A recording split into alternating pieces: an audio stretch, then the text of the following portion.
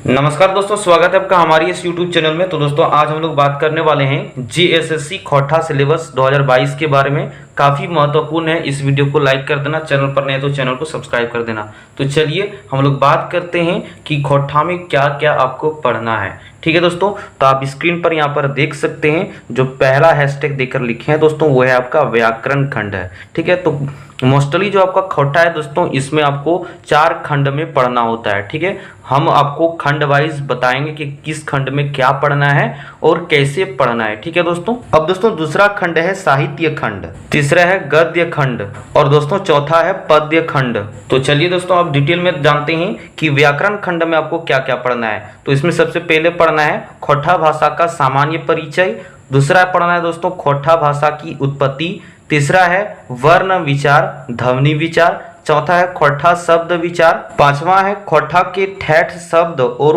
उनके हिंदी अर्थ, छठा पढ़ना है विपरीतार्थक शब्द, श्रुति संविनार्थक शब्द, अनेक शब्दों के बदले एक शब्द, पर्यायवाची शब्द, सातवां नंबर में पढ़ना है उपसर्ग प्रत्यय, आठवां नंबर में पढ़ना है कारक, नेक्स्ट आपको पढ़ना है समास, उसके बाद पढ़ना है संज्ञा, उसके बाद पढ़ना है सर्वनाम, उसके बाद पढ़ना है आपको विशेषण, उसके बाद पढ़ना है दोस्तों आपको क्रिया, उसके बाद पढ़ना है क्रिया विशेषण और आपको पढ़ना है काल, वचन और लास्ट में आपको पढ़ना है वाक्य और उपवाक्य के बारे में। अब हम लोग डिटेल से जानते हैं साहित्य खंड में आपको क्या क्या पढ़ना है। तो दोस्तों आप लोगों को खोटा साहित्य में खोटा लोक साहित्य पढ़ना है, खोटा लोकगीत पढ़ना है, खोटा लोकोक्तियां पढ़ना है, मुहावरे पढ़ना है जो कि खोटा में रहता है और पहेलियां पढ़ना है। अब बात करते हैं दोस्तों गद्य खंड में कि गद्य खंड में आपको क्या क्या पढ़ना है। तो दोस्तों इसमें सबसे पहले आपको पढ़ना है खोटा गद्य पद्य संग्रह खोटा साहित्य संस्कृति परिषद बोकारो, दूसरा पढ़ना है फरीच डहर,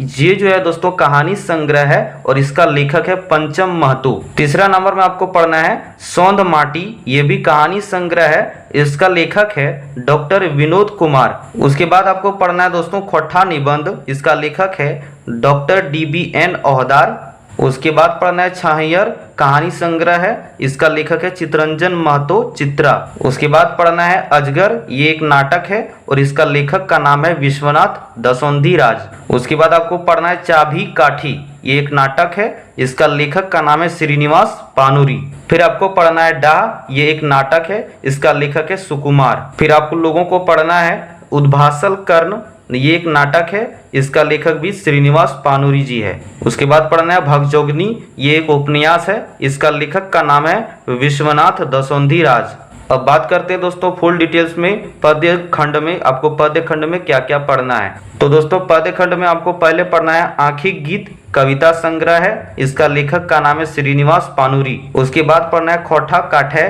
पैदे खंडी, ये एक रचना संग्रह है जो कि इसका लेखक का नाम है AK झा, इसको हम लोग फुल नाम इसका नाम है अजीत कुमार झा, उसके बाद पढ़ना है तातल हेमाल कविता संग्रह है, लेखक का नाम है शिवनाथ प्रमाणिक, उसके बाद आप लोगों को दामोदरक कोराई पढ़ना है जो कि एक खंड काव्य है, इसका लेखक का नाम है शिवनाथ प्रमाणिक,